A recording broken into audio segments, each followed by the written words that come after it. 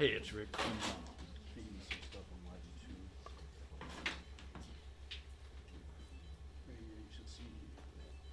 It's about 10 minutes at the most. Thanks. Capitol. Yeah. Police. All right, cool. Thank you.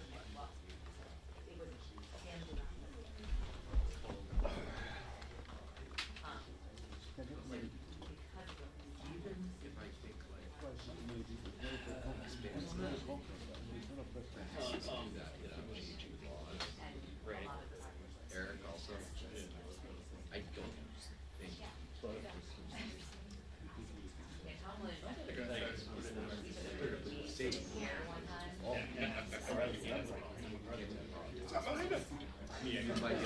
How about you? Yeah, it goes back and forth. You might. Oh, fuck. Again, I always keep firing people. So you hired. I think Dave Bongino made a great thing.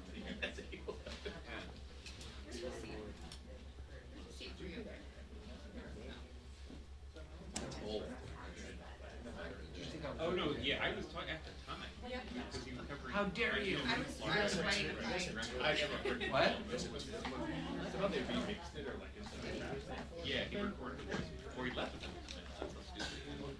We are soon to not be a part of it. Yeah, it was amazing. Soon to not be a part of it. Laying the ground. Can you hear me? You're basically creating. You know what you could probably do? They're headed to the White House. Tell eyesore.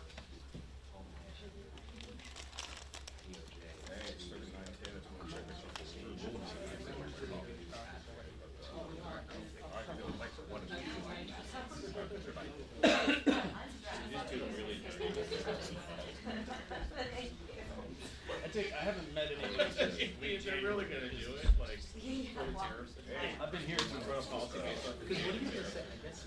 now the USIAD. With 15 minutes. So all the have a question, are they allowed, like, if they forget something today, can they go back tomorrow? Or I they wouldn't check count off on the it. list? It was a very depressing place. Okay, you're doing what you're supposed to do.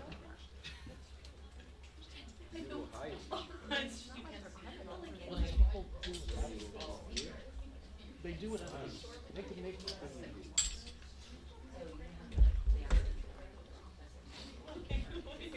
You see, all these those kind of jobs are done out of They're not making money. They're making we're just making it. They're not making it. They're making it. It's a census service. You know where it is. They wanna, yeah, it's not. I've known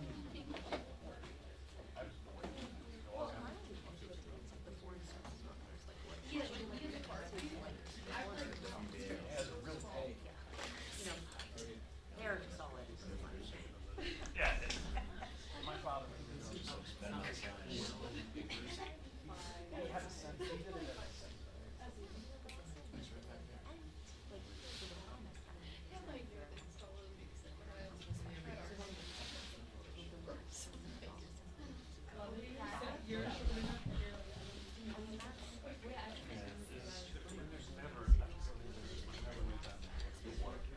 This is definitely not. No, I mean, I have so many people in the group ask me to protect them. And they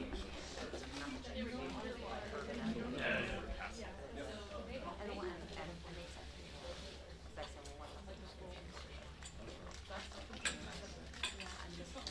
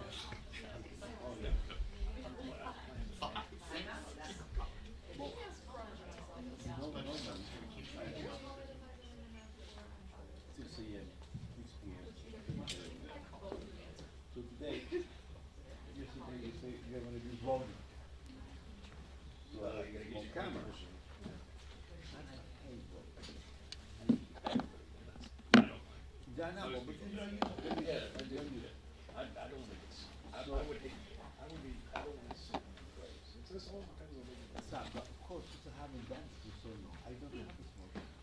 So I had to pick it up this morning early. I so got you there get by 4 4 o'clock. So We then- didn't release it here, about 500 or did you? no, 400 dollars. Yeah. 400, Yeah. that's what I meant. So then it's about 8. My in time is 9. I'm going to park here and I have a call about it before 9. Okay? They're going to call me to go and do something like that. So Alejandro, your next assignment is going to be at 11:30. Oh, I parked the car. I put my alarm at 11. Kenny, has he gotten here yet? Yeah, he's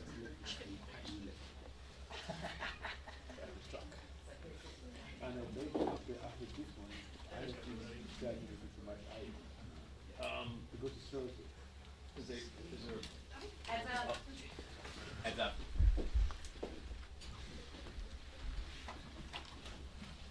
Good morning, everyone.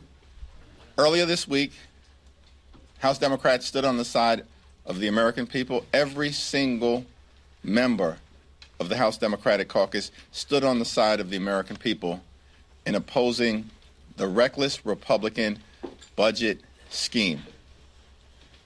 The Republican budget will set in motion the largest cut to Medicaid in American history.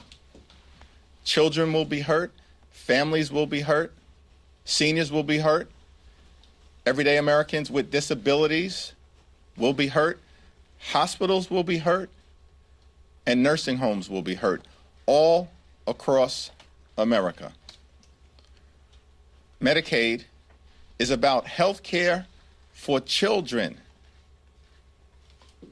Medicaid is about medical care for people with disabilities.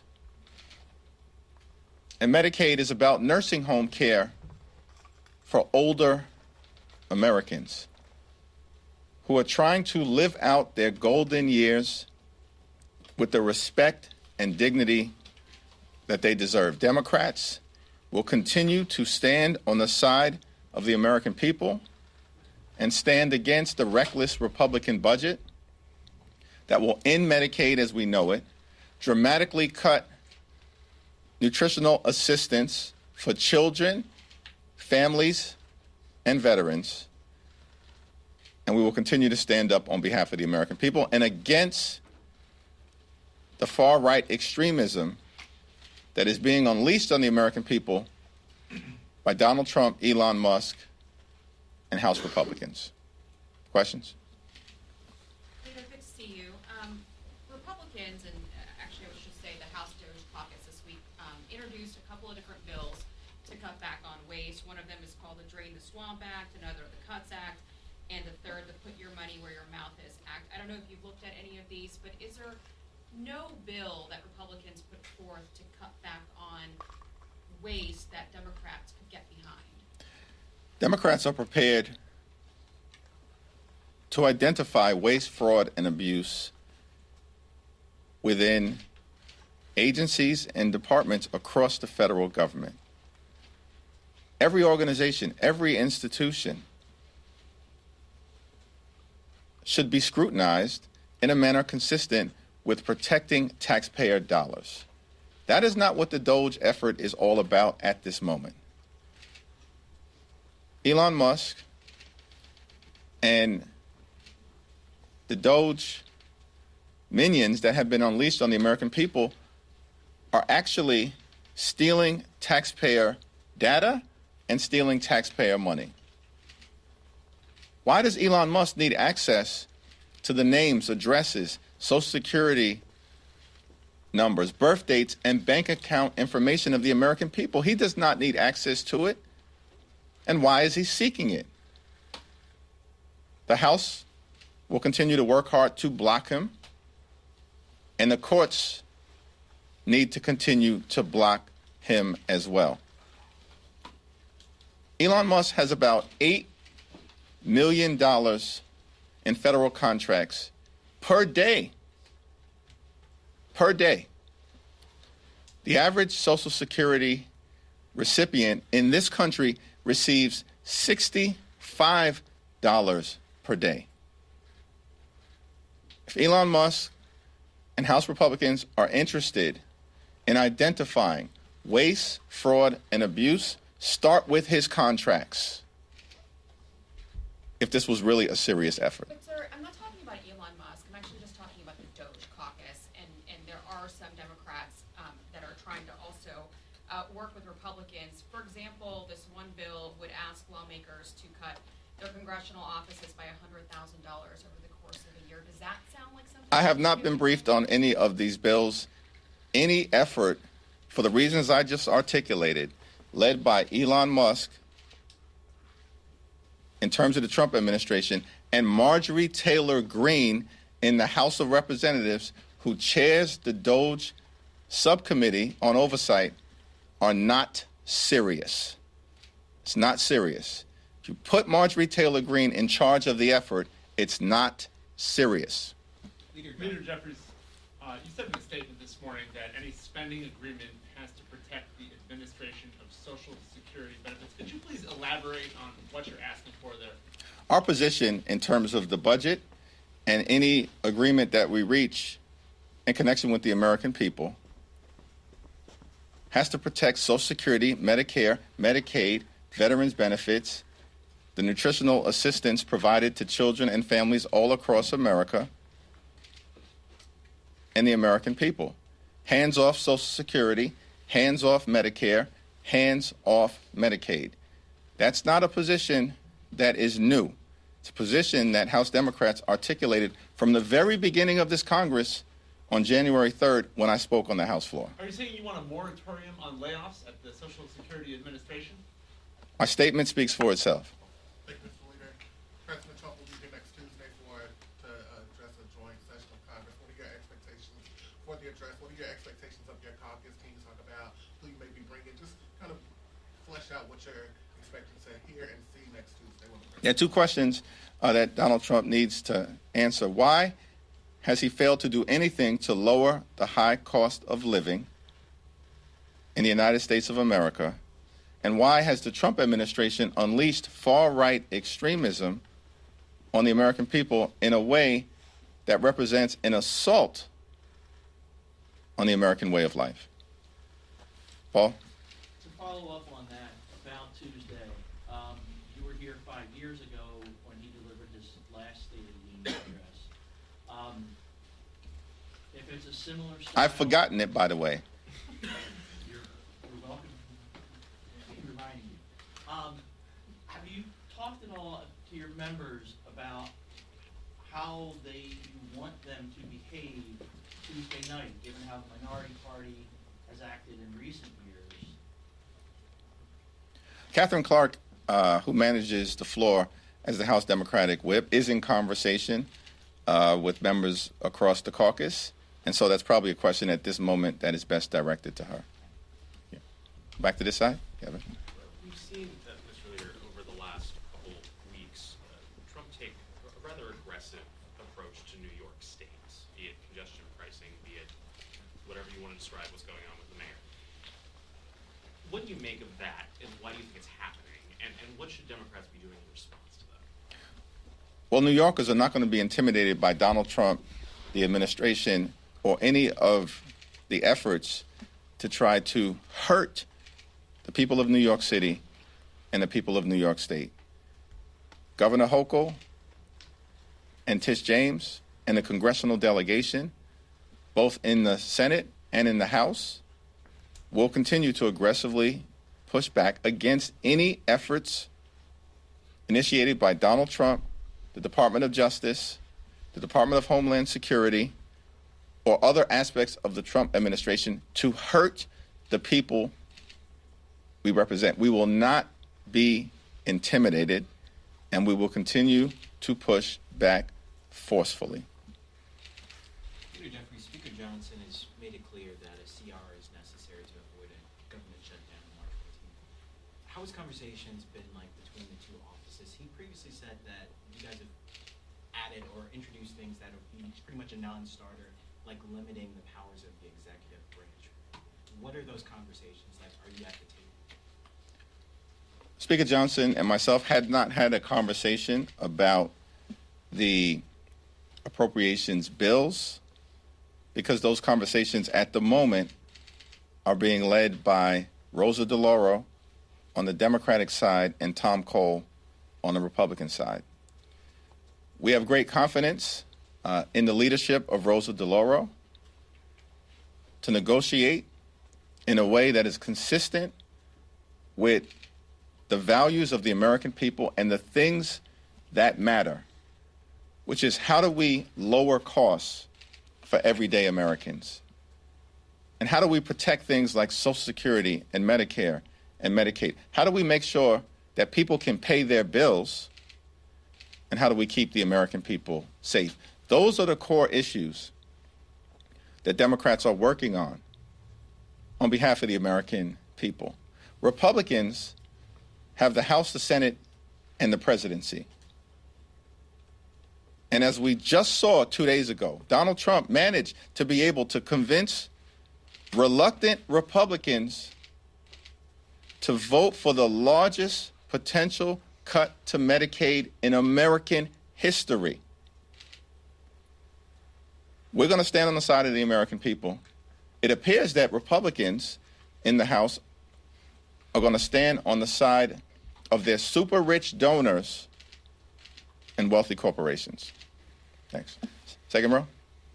2 weeks ago, you said at the podium that Republicans looked like they were walking away from spending talks. Do you think things are back on track? Are you confident that a spending deal can be reached by the March deadline? Rosa DeLauro and Tom Cole continue to talk to each other as well as their Senate counterparts. Mr. Leader, how concerned are you, though, and how concerned our Democrats are, that even if it is what we would describe as a clean CR, that the administration is actually going to spend the money that is appropriated? For instance, if USAID is in this continuing resolution, which right now the administration has defunded, do Democrats need to stand up and put these safeguards in place or put language in this continuing resolution that forces the administration to spend the money that you've We will appropriated? continue to make clear that the law has to be followed, including as it relates to the funding of the Social Security Administration. The American people are understandably concerned, frustrated, angry, scared at the assault that has been unleashed on them by the Trump administration and the far-right extremists in Congress. Congress funded the Social Security Administration so that everyday Americans in their golden years can receive the Social Security benefits that they are owed. By the way, Social Security and Medicare, they are not entitlement programs. When Republicans say they are entitlement programs, it's because they want to cut them.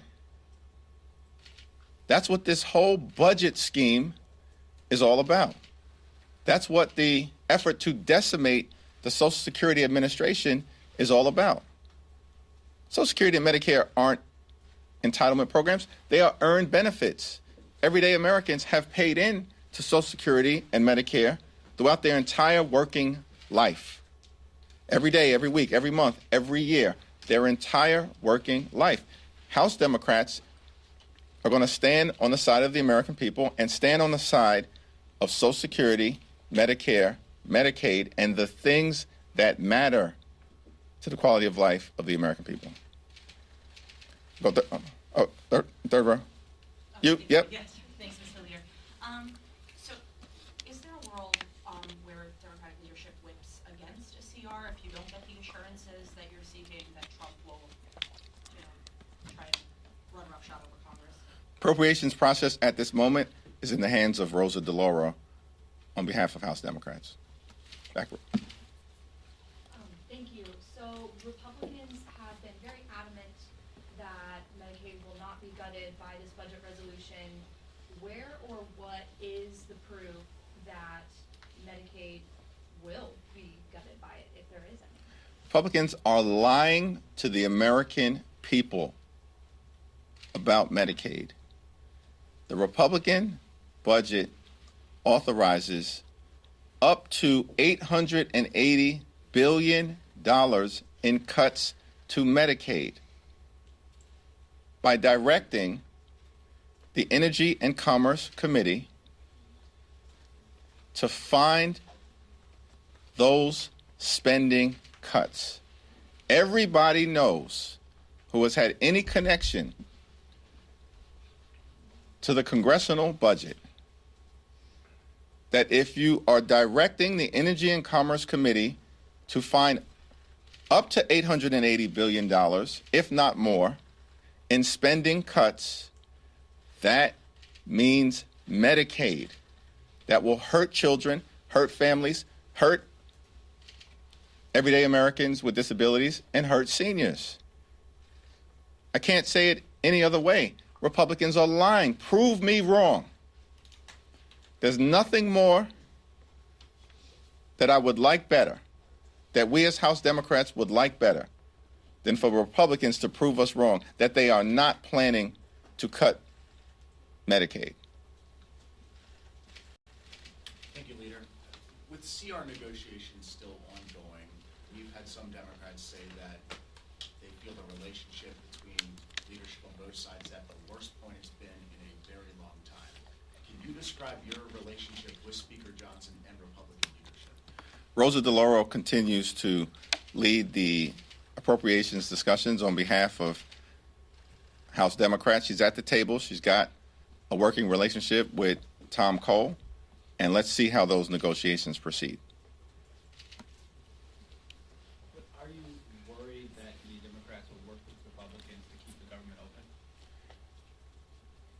Republicans have a responsibility to fund the government in a manner that meets the needs of the American people.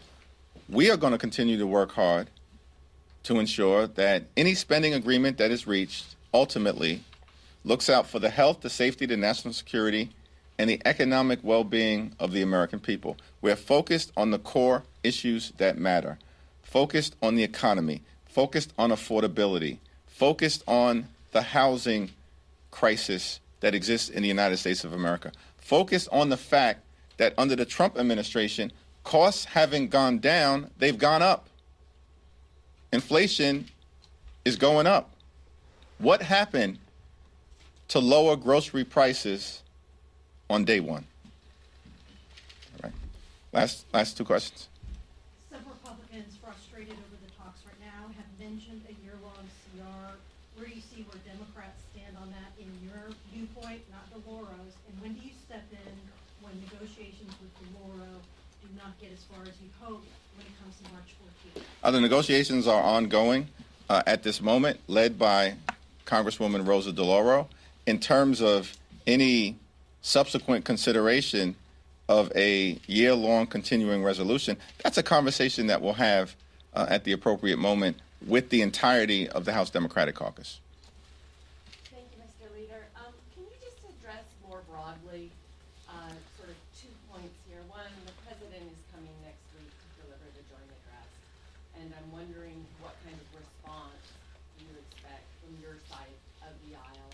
And secondly, can you just address the sort of conversation out there in the country among some Democrats, some progressive activists, who are just clamoring for their party to sort of do more at this moment, not just Tuesday, but writ large against what they see as, some see as an overreach, from the White House, and just a lot more than maybe voters might have been expecting. It's not just an overreach from the Trump administration. It's an aggressive overreach. It's a parade of horribles that the administration has unleashed on the American people.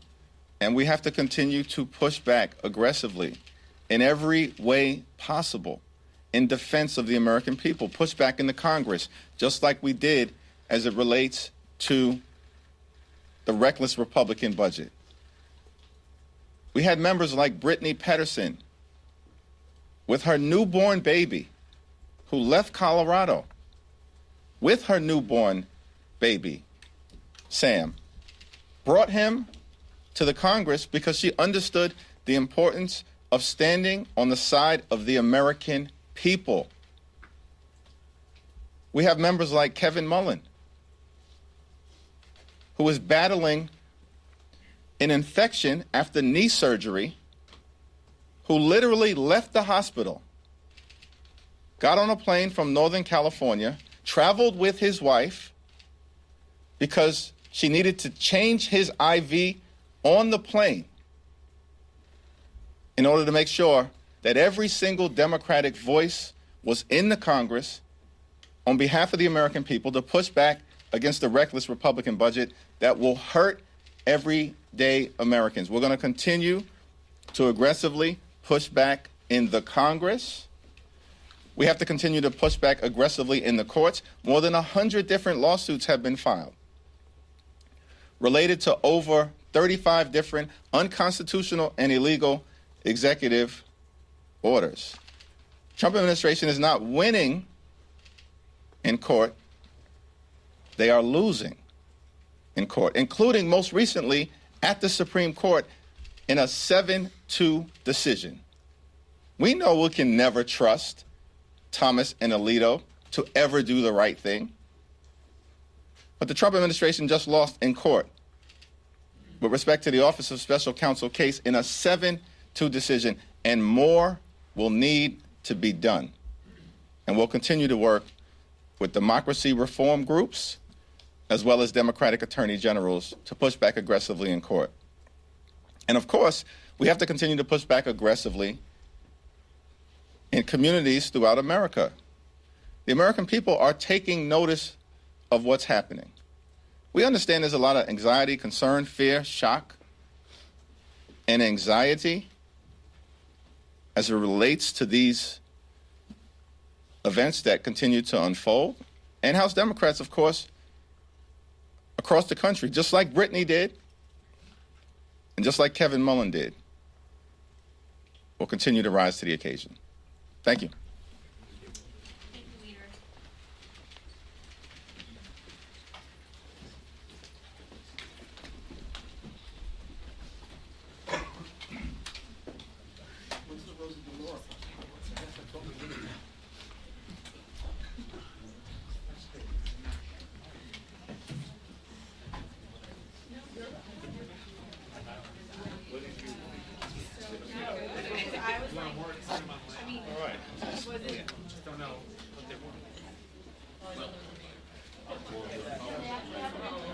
Yeah, so I did. Dude, I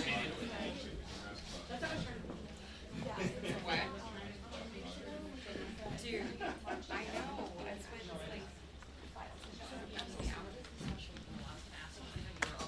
Yeah, no, Hey Ryan, how's it going? Oh, you know, big roster.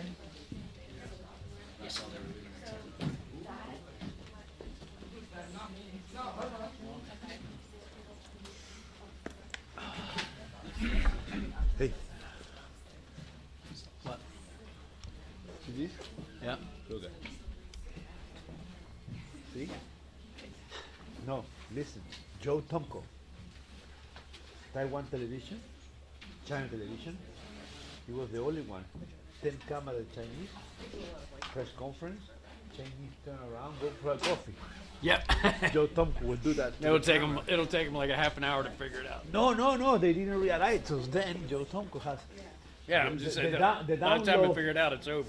Yeah, It's on but that thing,